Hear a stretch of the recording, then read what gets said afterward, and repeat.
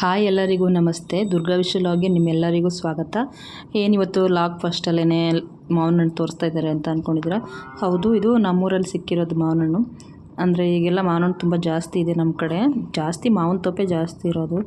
Fresh ಆಗಿರುವಂಥ ಮಾವಿನ ಹಣ್ಣು ಕಿತ್ಕೊಂಬಂದಿದ್ದಾರೆ ನಮ್ಮ ಮನೆಯವರು.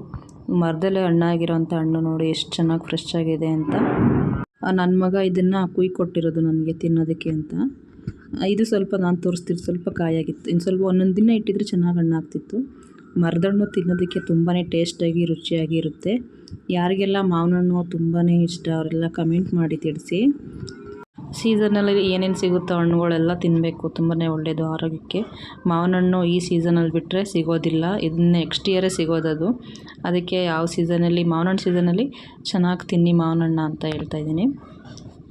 ನೋಡಿ ಎಷ್ಟು ಚೆನ್ನಾಗಿ ಕೆಂಪಗೆ ಹಣ್ಣಾಗಿದೆ ಅಂದರೆ. ಈ ಮಾವಿನ ಹಣ್ಣು ಯಾವುದಪ್ಪ ಅಂತ ಅಂದರೆ ಸೇಂದೂರ ಅಂತ ಅಂತಾರೆ ನಮ್ಮ ಕಡೆ. ಮಾವಿನ ಹಣ್ಣಲ್ಲೂ ಒಂದು 5-6 ರೀತಿ ಮಾವಿನ ಹಣ್ಣಿದೆ. ಇದು ಸೇಂದೂರ ಅಂತ ಅಂತಾರೆ. ಮಲ್ಗೋಬಾ ಇದೆ, ನಮ್ಮ ಕಡೆ ಸೋತಾಪುರಿ ಇದೆ, ಇಷ್ಟು ಸಿಗುತ್ತೆ. ಮಕ್ಕಳೆಲ್ಲ ಊರಿಗೆ ರಜಕ್ಕೆ ಹೊಂಟೋಗಿದ್ರಲ್ವ, ಅವರು ಮಾವಿನ ಹಣ್ಣು ತಿಂದಿಲ್ಲ ಅಂತ ಹೇಳ್ತಿದ್ರು. ಅದರಿಂದ ನಮ್ಮ ಮನೆಯವ್ರು ಹೋಗಿ ಕಿತ್ಕೊಂಡು ಬಂದಿದ್ದಾರೆ. ಮತ್ತು ಸೋತಾಪುರಿಕಾಯಿ ಕಿತ್ಕೊಂಡು ಬಂದೆ, ನಾನು ಹೋಗಿ ಕಿತ್ಕೊಂಡ್ಬಂದೆ ಸೋತಾಪುರಿಕಾಯಿ. ನನಗೆ ಇದಕ್ಕೆ ಉಪ್ಪು ಖಾರ ಎಲ್ಲ ಹಾಕ್ಬಿಟ್ಟು ಜಜ್ಜಿಬಿಟ್ಟು ತಿಂದರೆ ತುಂಬಾ ಚೆನ್ನಾಗಿರುತ್ತೆ ಮಾವಿನಕಾಯಿ.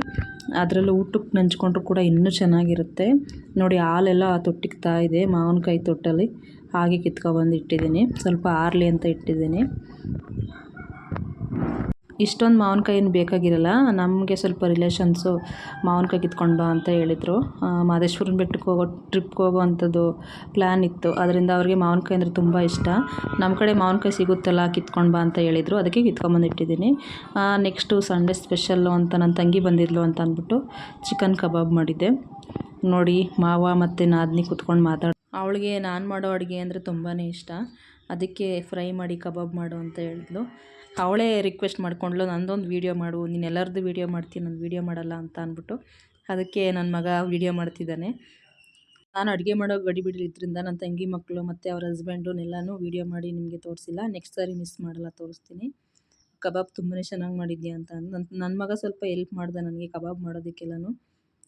ಈಗಂತೂ ತುಂಬಾ ಮಳೆ ಇದೆಯಲ್ವ, ಅದರಿಂದ ಸ್ವಲ್ಪ ಬಟ್ಟೆಗಳನ್ನೆಲ್ಲ ಒಳಗಡೆನೇ ಒಣಗಾಕಿದ್ದೀನಿ, ಏನು ಅಂದ್ಕೋಬೇಡಿ. ಹಾಗೆ ನನ್ನ ಮಕ್ಕಳು, ನನ್ನ ತಂಗಿ ಮಕ್ಕಳು ಎಲ್ಲ ಸ್ವಲ್ಪ ಮನೆಯೆಲ್ಲ ಸ್ವಲ್ಪ ಅಂಡಿದ್ದಾರೆ, ಅದನ್ನೂ ಏನೂ ಅಂದ್ಕೋಬೇಡಿ. ಅವಳು ನನಗೆ ತಗೊಳ್ಳೆ ತಿನ್ನು ಅಂತ ಕೊಡೋಕ್ಕೆ ಬಂದಳು. ಬೇಡ ನೀನು ತಿನ್ನು, ನಾನು ತಿಂತೀನಿ ಆಮೇಲೆ ಅಂತ ಅಂದ್ಬಿಟ್ಟು. ಏನು ಅಡುಗೆ ಮಾಡಿದೆ ಅಂತಂದರೆ ಕಬಾಬ್ ಮಾಡಿದ್ದೆ. ತುಂಬಾ ಚೆನ್ನಾಗಾಗಿತ್ತು ಕಬಾಬು. ಇದು ನನ್ನ ಮಗ ವೀಡಿಯೋ ಮಾಡಿರೋದು ನೋಡಿ, ಹೆಂಗೋ ಮಾಡಿದ್ದಾನೆ ವೀಡಿಯೋ. ನಮ್ದು ಇನ್ನೂ ಸ್ವಲ್ಪ ಹಳ್ಳಿ ಮನೆಯೇ, ಸ್ವಲ್ಪ ಮನೆಯಲ್ಲಿ ಸ್ವಲ್ಪ ಅಂಡ್ಬಿಟ್ಟಿದ್ದಾರೆ ಮಕ್ಳುಗಳೆಲ್ಲ. ನಮಗೆ ಚಿಕನ್ ಸಾಂಬಾರು, ಮಟನ್ ಸಾಂಬಾರಿಗೆಲ್ಲನೂ ಮುದ್ದೆ ಕಂಪಲ್ಸರಿ ಇರಲೇಬೇಕು ನೈಟ್ ಊಟಕ್ಕೆ. ಮುದ್ದೆನೂ ಮಾಡಿಬಿಟ್ಟು ಹಾಟ್ ಬಾಕ್ಸ್ಗೆ ಹಾಕಿಟ್ಟಿದ್ದೀನಿ, ಬಿಸಿ ಇದ್ದರೆ ಚೆನ್ನಾಗಿರುತ್ತೆ ಅಂತ. ಸ್ವಲ್ಪ ವೆದರ್ ಸ್ವಲ್ಪ ಕೋಲ್ಡ್ ಇತ್ತಲ್ವ, ಅದರಿಂದ. ಹಾಗೆ ಹಸಿಮೆಣ್ಸಿನ್ಕಾಯಿ ಎಲ್ಲ ಹಾಕಿ ಫ್ರೈ ಥರ ಮಾಡೋಣ ಅಂತ ಮಾಡಿಕೊಂಡೆ. ಅದು ಸ್ವಲ್ಪ ಕಲರ್ ಚೇಂಜ್ ಆಗಿಬಿಡ್ತು. ಅಂದರೆ ಟೊಮೆಟೊ ಮತ್ತು ಕಾಯಿನ ರುಬ್ಬಾಕಿದಾಗ ಕಲರ್ ಚೇಂಜ್ ಆಗಿ ಸಾಂಬಾರು ಥರ ಆಗಿಬಿಡ್ತು. ಆದರೂ ಟೇಸ್ಟು ತುಂಬಾ ಚೆನ್ನಾಗಿತ್ತು. ಚೆನ್ನಾಗಿ ಮಾಡಿದ್ಯಾ ಅಂತ ಅಂದು. ಕಬಾಬ್ ಯಾವ ರೀತಿ ಆಗಿದೆ ಅಂತ ನೋಡಿ. ಬೆಂದಿದೆ, ಈಗ ಬೆಂದಿರೋಂಥ ಕಬಾಬು ಕ್ರಿಸ್ಪಿಯಾಗಿ ತುಂಬಾ ಚೆನ್ನಾಗಾಗಿದೆ. ಮಕ್ಕಳು ಮತ್ತು ನಮ್ಮ ತಂಗಿ ಎಲ್ಲನೂ ಕೂಡ ಚೆನ್ನಾಗಿದೆ ಅಂತ. ಇದಾಗಿತ್ತು ಇವತ್ತಿನ ಲಾಗ್. ಯಾರಿಗೆಲ್ಲ ಈ ಲಾಗ್ ಇಷ್ಟ ಆಯಿತು ಪ್ಲೀಸ್ ಲೈಕ್ ಮಾಡಿ, ಶೇರ್ ಮಾಡಿ, ಕಮೆಂಟ್ ಮಾಡಿ. Thank you. ವಿಡಿಯೋ ನೋಡಿದ್ದಕ್ಕಾಗಿ ಧನ್ಯವಾದಗಳು ನಿಮಗೆ.